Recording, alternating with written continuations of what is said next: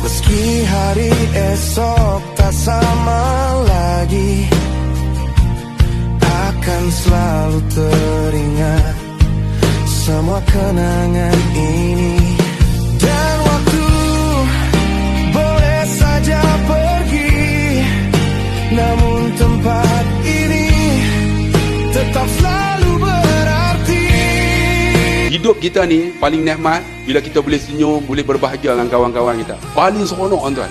Itulah nikmat yang kita tak boleh nak ambil balik semula. Contoh memori kita bersama ni belum tentu kita boleh ulang balik. Memori tu tak boleh ulang, tapi orang yang pernah bersama dia akan terkenang. Dia akan tengok gambar balik, dia akan rasakan keindahannya hidup bersama dengan sahabat-sahabat. Sebab tu tuan-tuan, berbahagialah bila ada kawan-kawan yang boleh terhibur, boleh gelak sekali. Semoga kita duduk dalam syurga esok, kita akan berjumpa semula. Takkan pernah